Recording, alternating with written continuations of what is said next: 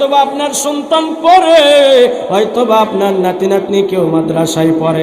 কথাগুলা খুব ঠান্ডা মাথায় বুঝবেন সোনার বন্ধুরা রে আমার।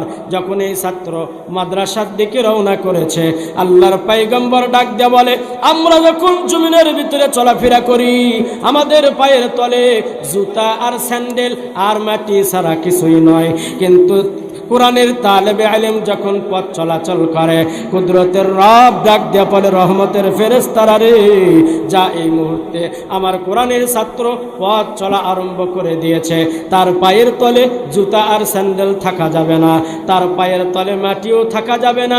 আমি আল্লাহ পাক তাদের জন্য সিদ্ধান্ত ছুড়ে দিলাম, পায়ের তলে মাটি নয়, স্যান্ডেল নয়, আমি আল্লাহ তুমি নূরের তৈরি ফেরেশতার পর তাদের পায়ের তলে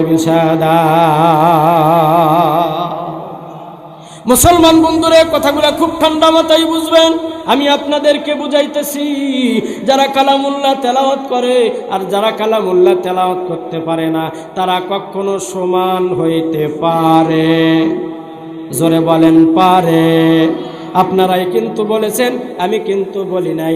যারা তেলাওয়াত করে, যারা করে না, কিয়ামতের সূর্য ডুবে চলে যাবে, তারা কখনো সমান হইতে পারে না।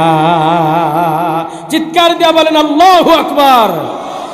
এরপরে আল্লাহর পয়গম্বর ডাক দিয়া বলেন, মান ক্বারা হারফাম মিন কিতাবিল্লাহ ফালাহু হাসানা ওয়াল হাসানাতু বিআশরি আমসালিহা লা আকুলু আলিফ লাম মিম হরফুন বাল আলিফুন হরফুন ওয়া লামুন হরফুন ওয়া মিমুন হরফ। তরজমা বুঝেন নাই? চিৎকার দিয়া বলেন আল্লাহু আকবার।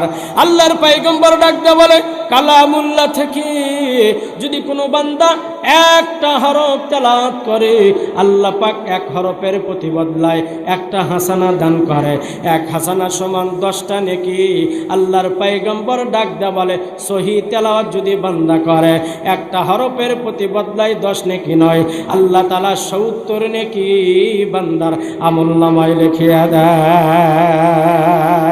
আল্লাহর পয়গম্বর ডাক দেয়া বলেন, উলামায়ে কেরামের লগ্ন তত্ত্ব হলো, যদি কোনো বান্দা শুদ্ধ এবং বিশুদ্ধ হরফ তেলাওয়াত করে, আল্লাহ পাক রব্বুল আলামিন পরকালে জীবনে নাজাতের মুদ্রা কমপক্ষে একটা হরফের প্রতি বদলায় বান্দাকে আল্লাহ খুশি হয়ে 700 নেকির মালিক বানা দেয়। বলেন সুবহানাল্লাহ।